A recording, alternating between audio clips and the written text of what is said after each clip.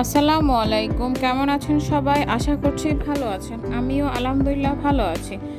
আজকের ব্লগে মূলত আপনাদেরকে দেখানোর চেষ্টা করেছি কালকে বিকাল থেকে আজকে দুপুর পর্যন্ত যা যা করেছি তাই রয়েছে আমার আজকের ব্লগে। তো আমি কালকে বিকালবেলায় বেসিনটা ক্লিন করে নিচ্ছি। বেসিনটা মূলত আমি সপ্তাহে দেখা যায় 2-3 দিনই ক্লিন করে, যেহেতু এখানে পানিতে আয়রন থাকে।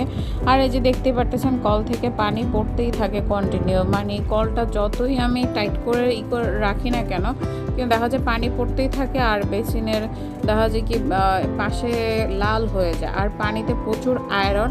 তো 2 দিন পর পরই আমাকে বেসিনটা ক্লিন করতে হয়। তা আমি এখানে কাপড় ধোয়ার পাউডারটা দিয়েই আজকে মূলত পরিষ্কার করতেছি। যখন দেখি যে খুব বেশি লাল হয়ে গেছে, 4-5 দিন হয়ে গেছে, তখন আমি হাতে গ্লাভস পরে নিই, পরে হারপিকটা দিয়ে তারপরে হুইল পাউডার দিয়ে তারপরে আমি এটা ভালো মতো পরিষ্কার করে নিই আর কি। তো যতই পরিষ্কার করে লাল থেকেই যায়। হারপিক দিলে যদিও লালটা কেটে যায়, তা আমি 2 দিন আগেই পরিষ্কার করেছি, সেজন্য আজকে আর দিলাম না আর কি। তারপরে আমি এদিকে একটু বিকালবেলা ভাবলাম সিঙ্গারা বানাবো। তো সিঙ্গারা বরাবরই আমার খুবই পছন্দের। বাইরের সিঙ্গারাটা খাইলে কেন জানি আমার গ্যাসে খুব প্রবলেম করে, কিন্তু খাইতে খুব মজা লাগে। তো আমি করোনাকালীন সময় থেকে বাসায় দেখা যায় সবাই থাকতো, তখন আমি দেখা যায় সিঙ্গারা বানাতাম বিকালবেলা, মানে টুকটাক বিকালে স্ন্যাক্স এগুলো বানানো চেষ্টা করতাম আর কি। তো ওই থেকে সিঙ্গারা বানানোটা শিখেছি আর কি। তো আজকে ভাবলাম যে একটু বাসায় বানিয়ে ফেলি। কালকের ব্লগে আপনারা দেখেছিলেন আমি ময়দা আনিয়েছিলাম আমার হাজব্যান্ডকে দিয়ে। তো মূলত ময়দাটা আনিয়েছিলাম এই জন্যই যে আজকে সিঙ্গারাটা বানাবো। তা আমি এখানে সিঙ্গারা বানানোর জন্য ময়দা, তারপরে একটু কালোজিরা, লবণ আর একটু তেল দিয়ে ভালো করে মুথে নিচ্ছি আর কি। তো এটা ভালো মতো যতটা মুথবেন ততটাই ভালো মতো আপনি সিঙ্গারাটা বানালে তখন উপরে আর বুটি বুটি ফুটবে না। আর তেলটা একটু বেশিই দিবেন, বেশি বলতে আবার পুরো তেল দিয়েই এটা মথার দরকার নাই, তেল পানি মিলিয়েই আর কি এটা ভালো মতো মুথে নিতে হবে আর কি।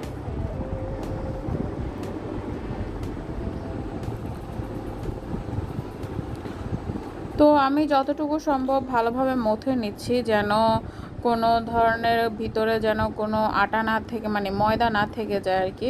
তো ভালোভাবে মথে নিয়ে আমি লাস্টবারের মতো মথে নেওয়ার আগে উপরে একটু তেল দিয়ে হাতের মধ্যে তেল নিয়েছি মূলত, নিয়ে হাতের মধ্যে যে ময়দাগুলো লেগে আছে ওগুলোও যেন উঠে যায়, সেজন্য আমি তেলটা দিয়ে ভালো মতো মথে এবার ঢাকনা দিয়ে রেখে দিবে এক পাশে। তো অন্যদিকে আমার হাতের যে কাজগুলো আছে সেগুলো সেরে নেবে। হাতের কাজ বলতে আমি একটু রুটি বানাবো, সেটাই আর কি আগে বানিয়ে ফেলবো আর কি।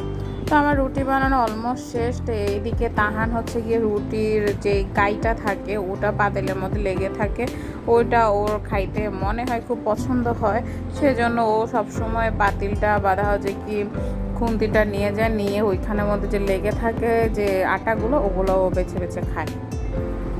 তারপরে এই তো আমার রুটি বানানো শেষ করে দিয়ে আমি হচ্ছে গিয়ে আলু কুচি করে নিলাম, মানে কুচি বলতে কিউব করে কেটে নিয়েছি সিঙ্গারার পুরের জন্য। তো দেখা যায় কি আপনাদের যদি মনে হয় একটু ছোটও করতে পারেন, আমি এই সাইজেরই মোটামুটি রেখেছি। একটা ছোট আলুকে 3 ভাগ করে, মানে 3 ভাগ করছে কাটছি আর কি, 3 ভাগ করে কেটে নিয়েছে। তো এই সাইজটাই হয়েছে মূলত। তো দেখা যায় কি আবার বেশি করে ছোট ছোট করলে এটা দেখা যায় গলে যাবে, সেই জন্য আমি একটু বড় বড়ই রেখেছি। তো আমি এখানে আগে একটু লবণ আর পানি দিয়ে সিদ্ধ করে নেব, তাহলে হবে কি আমি সিঙ্গারা যখন পুরটা বানাবো তখন আর পানি দেওয়ার প্রয়োজন হবে না। তো এই তো আলুটা সিদ্ধ হয়ে গেছে, এবার আমি পুরটা বানানোর জন্য বাকি মশলাপাতি দিয়ে এবার রেডি করে ফেলবো আর কি। তো মশলাপাতি বলতে এখানে আমি পেঁয়াজ, কাঁচামরিচ, তেল দিয়ে নিয়েছি, এরপরে একটু নেড়ে চেড়ে দিব, তারপরে একটু লবণ, জিরা, ধনিয়া, তারপরে হলুদের গুঁড়া, আদা বাটা, রসুন বাটা এগুলো দিয়ে তারপরে মশলাটাকে হালকা একটু কষে নেব। সিঙ্গারা পুরের মধ্যে মরিচের গুঁড়াটা মূলত দেয় না। ও আবার আমি কিন্তু এতে একটু পাঁচফোড়নও দিয়েছি, পাঁচফোড়ন দিলে একটু স্মেলটা ভালো আসে, সেজন্য আমি হালকা একটু পাঁচফোড়নও দিয়ে নিয়েছিলাম। এবার এই তো সব মশলা ভালো মতো নেড়ে চেড়ে নিয়ে একটু পানি দিয়ে এটাকে কষিয়ে নিলাম আর কি। তো সিঙ্গারার মশলাটা কষানো হয়ে গেছে, মানে পুরের মশলাটা কষানো হয়ে গেছে, এবার আমি আলু দিয়ে দিব। আলুটা দিয়ে ভালো করে নেড়েচেড়ে 1-2 মিনিট ঢাকনা দিয়ে রেখে দিব, জাস্ট গন্ধটা চলে যাওয়ার জন্য আর আলুর ভিতরে মশলাগুলো ভালোভাবে ঢুকে যাওয়ার জন্য। আমি জাস্ট 1-2 মিনিট রেখে ভালো করে নেড়েচেড়ে আর একটু নরম করে নিব, সবগুলা আলু যেন আস্তে আস্তে না থাকে আর কি। তো এই তো রেডি হয়ে গেল সিঙ্গারার পুর। এবার আমি সিঙ্গারার জন্য যে রুটিটা বানানো হয় ওটা আমি বানিয়ে নিয়েছি আর কি। তো আমার এখানে শেপটা পুরোপুরি পারফেক্ট হয়েছে সেটা আমি বলবো না, যেহেতু আমি বাসায় আমার মতো করে বানিয়ে খাই, তো যেরকম হয়েছে ওইরকমই আপনাদেরকে দেখানোর চেষ্টা করেছি। আর যারা খুব এক্সপার্টভাবে বানাইতে পারে তাদের সিঙ্গারার পুরে মানে উপরে আস্তরের যে শেপটা ওটা আরও সুন্দর হয় আর কি। তো এই তো আমি সবগুলো বানিয়ে ফেলছি। তো আমার এখানে 8টা সিঙ্গারার পুর হয়েছে। তো এই তো সিঙ্গারা আমি বানিয়ে ফেলছি। শেপটা 2 রকমভাবে আমি ইউটিউবে দেখেছি, তো আমার কাছে এরকমভাবেই সোজা লাগে, সেজন্য আমি এরকমই বানাই। যেহেতু আমি ক্যামেরা ভিডিওটা মানে নিজেই করি, সেজন্য আপনাদেরকে কীভাবে বানিয়েছি সেটা আর দেখাতে পারলাম না। আপনারা যদি দেখতে চান আমাকে অবশ্যই কমেন্ট করে জানাবেন, তাহলে আমি সেভাবেই চেষ্টা করে আপনাদেরকে পুরো কিভাবে এটাকে ফোল্ড করতে হয় সেটা আমি আপনাদেরকে দেখিয়ে দেবো আর কি। তারপরে সবগুলো সিঙ্গারা বানানো শেষে আমি এগুলোর এবার ভেজে নিচ্ছি। তো প্রথমে আমি 1-2টা করেই দিচ্ছি, সবগুলা 4-5টা একসাথে দিব না আর কি। মানে বড় কড়াই হলো তখন সব একসাথেই দিয়ে দেওয়া যায়। তো আমি এখানে প্রথমে আগে তেল দিয়ে তেলটা একটু গরম করে নিয়েছি। তেল গরম তেলে দিলেই ভালো হয় আর কি। তো একটু গরম তেলে দিয়েছি আর চুলার আঁচটা একদম মিডিয়াম হিটে রেখেছি, ফুল হিটেও না আবার একদম পুরোপুরি লো হিটেও না, মিডিয়াম হিটে রেখে এটাকে আমি ফ্রাই করে নিচ্ছি। তো এই তো দেখতেই পারতেছেন অলরেডি ফ্রাই করা কমপ্লিট হয়ে গেছে, আর একটু লাল হোক তারপরে আমি উঠিয়ে ফেলবো।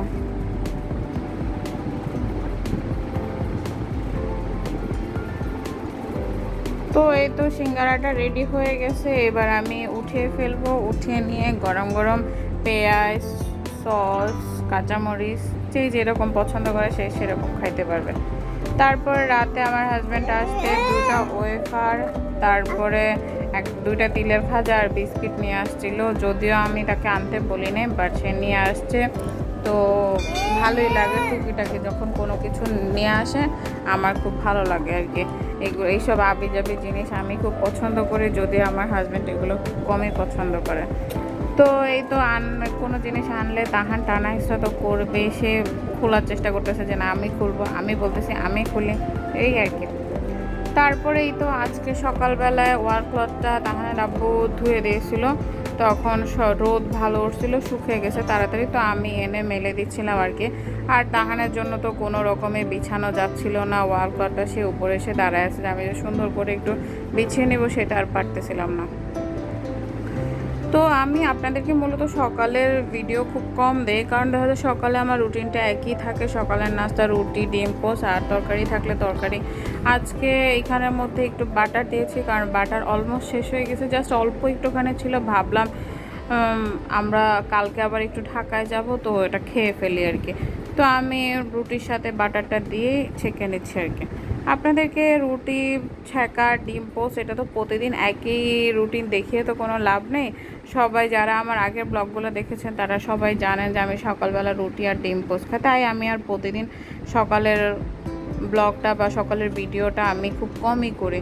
আর তরকারি রান্নাটাও দেখা হচ্ছে কি প্রায় আমাদের দেখা যাচ্ছে সবজি একই রকম আনা হয়ে থাকে, যার কারণে প্রতিদিন আমি কি রান্না করি সেটা আর দেখানো হয় না। বিকালবেলা দেখা যায় আমার অন্যান্য কাজগুলো করা হয়, আমি ওগুলাই আপনাদেরকে দেখানোর চেষ্টা করি।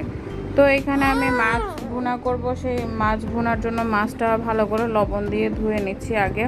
লবণ দিয়ে যত ভালো মতো ধুবেন তত মাছের গন্ধটা চলে যাবে। তা আমি এখানে আবার একটু চিচিঙ্গা ভাজি করব। চিচিঙ্গা ভাজি আমি আমার আরও একটি ব্লগে 2 দিন আগের ব্লগে দেখিয়েছিলাম, আপনারা যদি দেখতে চান আমি আমার ভিডিওর আই বাটনে দিয়ে দিব, আপনারা দেখে নেবেন। তো এইখানের মধ্যে আমি চিচিঙ্গাটা দিয়ে দিচ্ছি, বাকি মশলাগুলো কষিয়ে নিয়েছি। চিচিঙ্গাটা ডিম দিয়েই খাই মূলত, আমি আমার আগের ব্লগে বলেছি আপনাদেরকে চিচিঙ্গাটা আমরা কিভাবে খেয়ে থাকি।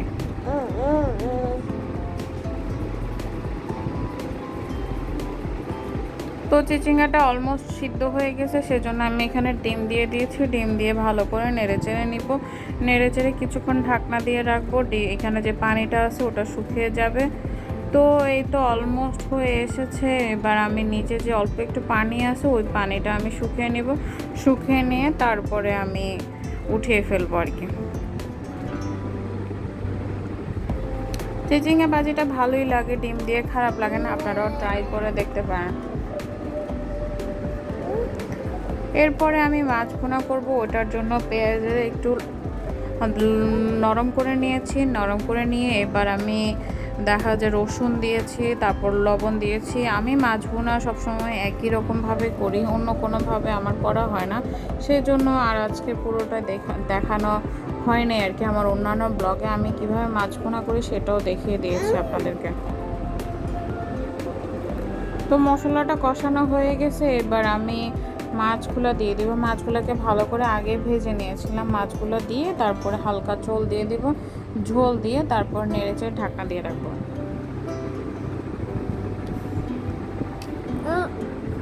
তো এই তো হয়ে গেছে। আমি মাছ ভুনা করেছি আর আজকে চিচিঙ্গা ভাজি করেছি। আজকে আর অন্য কোনো ঝামেলার মতো তরকারি রান্না করে নেই, শর্টকাটভাবে করে ফেলেছি। তারপরে এখানে যে পাতিলগুলো হয়েছে ওগুলো এখন ধুয়ে ফেলবো। কড়াইটা যেহেতু মাত্র মাছগুলো ঢেলে রেখে নিলাম, সেজন্য কড়াইটা গরম, তাই আগে একটু পানি দিয়ে নিচ্ছি যেন কড়াইটা ঠান্ডা হয়ে যায়, এতে করে আমারও কাজ করতে সুবিধা হবে। আর এইখানে এই কাঠের এই খুন্তিটা আমি কিনেছিলাম অনেক দিন আগে, এতদিন সুন্দরভাবে ইউজ করেছি। আর তাহান এই 2-3 ধরে একেবারে ভালো মতো এমন পিটাইছে ফ্লোরের সাথে যে এটা ভেঙেই গেছে আর কি। তো আর কি করবে, এখন আবার আরেকটা নতুন কিনতে হবে, কিছু তো করার নেই। আপনাদের যদি আমার ভিডিওটি ভালো লেগে থাকে তাহলে অবশ্যই যারা ইউটিউব থেকে দেখছেন সাবস্ক্রাইব করবেন, কমেন্ট করবেন, লাইক দিবেন। আর যারা ফেসবুক থেকে দেখছেন তারা অবশ্যই ফলো করবেন, শেয়ার করবেন। Thanks for watching. আল্লাহ হাফেজ।